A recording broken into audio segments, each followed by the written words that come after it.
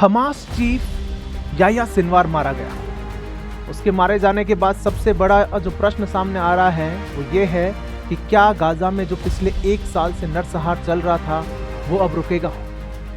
क्या इजरायली बंधक वापस अपने घर लौटेंगे? अब इस युद्ध में और कितनी जाने जाएगी? क्या अब शांति होगी या फिर अब भी जो है ये युद्ध लंबा चलेगा? आज के इस वीडियो में सारे जो पक्ष हैं उनको जानते हैं और देखते हैं कि अब जो युद्ध है वो किस दिशा में जाएगा। चलिए डील करते हैं। मैं प्रणवदीप डीप विजन में आपका स्वागत करता हूं। चलिए आज इस पूरे घटनाक्रम को कवर करते हैं कि जो मध्य एशिया है वहां पर क्या घटनाक्रम हो रहा है। तो सबसे बड़ी खबर जो सामने आ रही है वो ये है कि इजराइल पर 7 अक्टूबर को जो सबसे बड़ा आतंकी हमला हुआ था उसका जो मास्टरमाइंड था, जिसने उस हमले की साजिश रची थी, याह्या सिनवार, वो मारा गया है।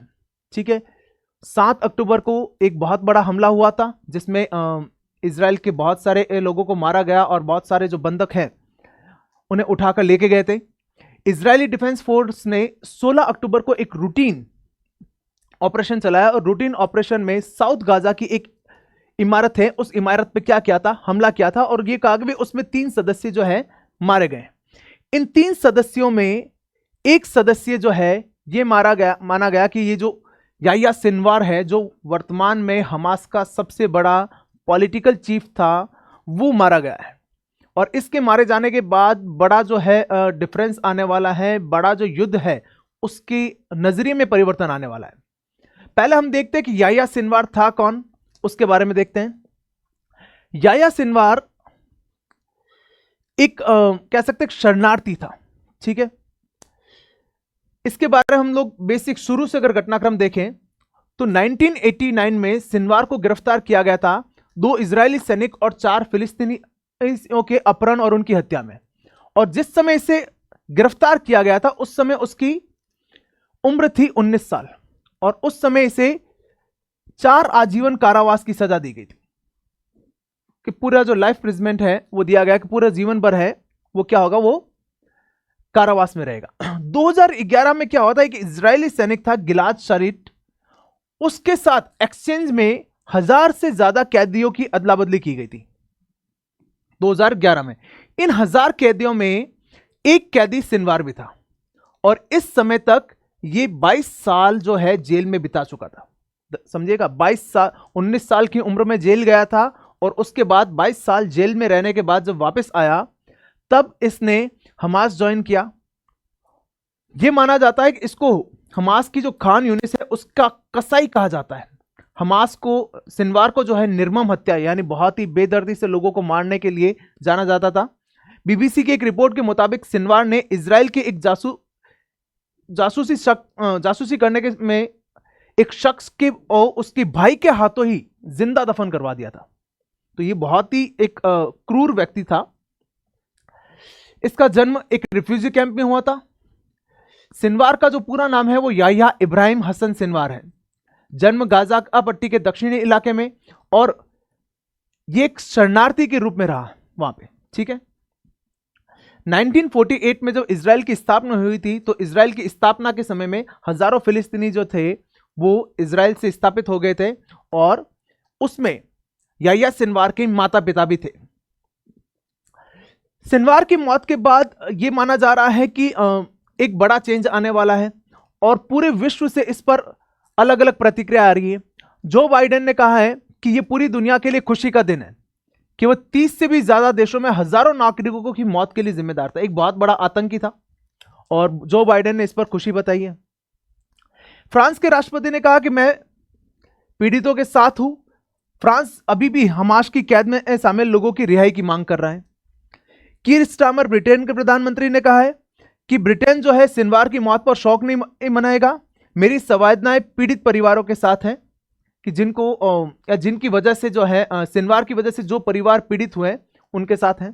जस्टिन ट्रूडो ने कहा कि सिनवार की मौत से आतंक का राज खत्म हुआ है, हमास को अब हथियार डाल देने चाहिए। यह सबसे बड़ी चीज है कि जो विश्व के लीडर है वो अब ये मान रहे हैं कि हमास को अब जो है ये युद्ध खत्म कर देना चाहिए और बंधकों को रिहा कर देना चाहिए।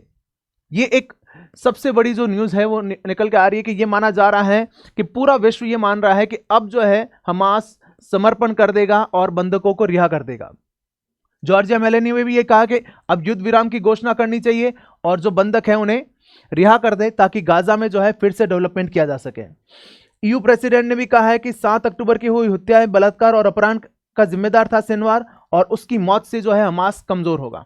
यानी पूरे विश्व की प्रतिक्रिया हम देखें तो विश्व के जो बड़े लीडर्स है वो ये मान रहे हैं कि अब हमास कमजोर हो गया है और हमास जो है अब हथियार डाल देगा, बंधकों को रिहा कर देगा और फाइनली ये जो 1 साल से ज्यादा समय से जो युद्ध चला आ रहा है, नरसंहार चला आ रहा है गाजा में, वो खत्म होगा और गाजा की रीडेवलपमेंट के बारे में वापस बात की जा सकेगी। नेतन्याहू जो थे पीएम नेतन्याहू, उन्होंने क्या कहा कि भाई सिनवार मारा गया। क्या स्टेटमेंट थे कि इतिहास में होलोकास्ट के बाद यहूदियों पर सबसे जो भयावह नरसंहार हुआ था 7 अक्टूबर 2023 को, उसे अंजाम देने वाले शख्स को मार गिराया गया है। सिनवार को मारकर हिसाब चुकता कर लिया गया है। इतने उनका अब हिसाब बराबर हो चुका है, लेकिन जंग खत्म नहीं हुई। जंग कब तक खत्म नहीं होगी? जब तक कि जो बंधक है वो रिहा नहीं हो जाएंगे।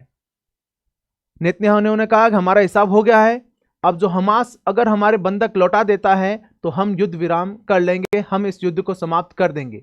लेकिन अगर हमास ऐसा कर रहा है कि बंधकों को रिहा नहीं कर रहा है तो यह युद्ध जारी रहेगा। हिजबुल्लाह ने इस पर क्या प्रतिक्रिया दी है? हिजबुल्लाह ने यह प्रतिक्रिया दी है कि वापस नेतन्याहू के घर पे अटैक किया है। सिनवार की मौत का बदला उन्होंने कैसे लिया है? सिनवार की मौत का बदला पीएम बेंजामिन नेतन्याहू के जो घर है उस घर पर उन्होंने ड्रोन अटैक किया है। ये अभी तक के युद्ध का सबसे इंटरनल अटैक है हिजबुल्लाह का।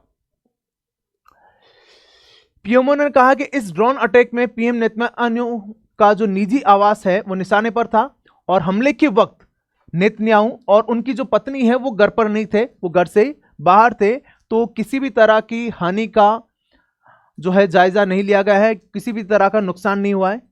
आईडीएफ ने बताया कि शनिवार को लेबनान से इजराइल पर 3 ड्रोन दागे गए थे और आईडीएफ ने 2 ड्रोन को तो मार गिराया था और जो तीसरा ड्रोन है वो पीएम नेतन्याहू के निजी आवास के पास में एक जो मंजिल है वहां पर गिरा था। ये जो अटैक है, जो इजराइल पर जो अटैक हुआ, ये 70 किलोमीटर दूर से एक ड्रोन अटैक हुआ है। अब यहां पर बहुत से लोगों को यह मानना है कि एक बड़ा नाम यहां पर चर्चा में रहता था कि आयरन डोम। क्या आयरन डोम जो है ड्रोन को आइडेंटिफाई क्यों नहीं कर पाया? तो आपको बता दूं, आयरन डोम या फिर जो डिफेंस मिसाइल डिफेंस मैकेनिज्म जो है वो केवल बैलिस्टिक मिसाइलों के लिए रहता है। बैलिस्टिक मिसाइल जिनका पथ पहले से निश्चित रहता है, यानी पता होगा कि भाई इस क्रम में आके या इस दिशा से कोई मिसाइल आके अटैक करेगी, उन्हीं को वो जो है रोक पाता है। अगर क्रूज मिसाइल है या फिर ड्रोन है, वहां पर आयरन डोम काम नहीं करता है।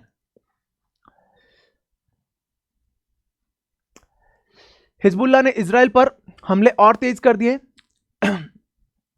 उत्तरी इजराइल पर लगभग 55 रॉकेट दागे गए हैं लेबनान से। कुछ को रोक लिया गया है जबकि कुछ इलाके में गिरे हैं। जो हिजबुल्लाह प्रमुख है खोमनी, उन्होंने कहा कि सिनवार की मौत के बाद भी जिंदा रहेगा हमास, यानी हमास जो है खत्म नहीं होने वाला है। जो विश्व से प्रतिक्रिया आ रही थी कि भाई हमास अब खत्म हो जाएगा, हमास कमजोर हो गया है, हमास समर्पण कर देगा, तो सिनवार के बाद जो सबसे बड़े जो प्रमुख हैं अयतुल्ला अली खमनी, उन्होंने ये बयान दिया है कि हमास कमजोर नहीं हुआ है। सिनवार की मौत के बाद हमास और अधिक मजबूत होगा और अधिक मजबूती से अभी लड़ाई करेगा और तब तक लड़ाई करेगा जब तक कि इजराइल द्वारा ऑक्यूपाइड फिलिस्तीन इनको आजाद नहीं करवा दिया जाता है। ड्रोन अटैक हुआ। अब इस ड्रोन अटैक पे इजराइल तो शांत बैठने वाला नहीं है। इजराइल ने तुरंत ही हमला कर दिया। इजराइल का टारगेट था बैरूत, लेबनान का शहर बैरूत पर हमला हुआ है और इस हमले में 73 मौत हो गई। साथ ही जो इजराइल है, इजराइल ने स्टेटमेंट जारी करवाया है कि दाहिया इलाका है वो खाली करवा दिया जाए, क्योंकि इस इलाके पर अब आने वाले समय में जो आईडीएफ द्वारा बड़ी कार्रवाई होने वाली है तो जो आम नागरिक हैं वो आम नागरिक वहां से निकल जाए। ये लड़ाई आतंकी संगठन और इजराइल या आईडीएफ के बीच की है। अब एक सबसे बड़ा सवाल यहां पर वही निकल कर आता है, एक बड़े सवाल यहां पर हो रहा था कि एक हमला हुआ था कब, 1 अक्टूबर को। 1 अक्टूबर को ईरान ने इजराइल पर करीब 200 मिसाइलें दागी थी, ठीक है, ये हुआ था। और इस हमले के बाद पूरा विश्व ये देखने के में लगा हुआ था कि इजराइल इसका बदला कैसे लेगा, क्योंकि ईरान ने हमला किया है, इजराइल चुपचाप तो बैठेगा नहीं, ये तो फिक्स था। लेकिन तब से लेकर अभी तक 20 दिन गुजर चुके हैं और अभी तक कोई भी प्रतिक्रिया नहीं हुई ईरान की, ठीक है। लेकिन यहां पर सब मान रहे हैं कि कोई ना कोई प्रतिक्रिया होगी। तो पिछले कुछ दिनों अमेरिकी खुफिया एजेंसी से एक दस्तावेज लीक हुआ है जिसमें यह दावा किया गया है कि ईरान पर हमले की तैयारी की जा रही है, कि ईरान पर जल्दी हमला होगा। अमेरिकी सैटेलाइट नेशनल जियोस्पेशियलिस्ट इंटेलिजेंस एजेंसी ने द्वारा कुछ तस्वीरें ली गई जिसमें जो आईडीएफ है वो एक बड़ी सैन्य तैयारी कर रहा है और यह माना जा रहा है कि इजराइल जो है ईरान के खिलाफ बड़ी कार्रवाई की योजना बनाया जा रहा है। और 15-16 अक्टूबर को ईरान समर्थित बहुत सारे टेलीग्राम अकाउंट पर इस तरह के दस्तावेज भी जो है वो साझा किए गए। टेलीग्राम अकाउंट्स पर दस्तावेज रिलीज हुए कि यहां पर एक योजना बनाई गई, यानी इजराइल की जो ईरान पर हमले की जो योजना है उसके दस्तावेज साझा हुए हैं। तो यह हम मान के चल सकते हैं कि जल्द ही हमें एक ऐसी स्थिति देखने को मिलेगी जहां पर इजराइल जो है ईरान पर जो अपना हमला हुआ था 1 अक्टूबर को उसका बदला लेगा। यहां पर अभी भी स्थितियां वैसी की वैसी बनी हुई है, हमास झुकने को नाम नहीं ले रहा है।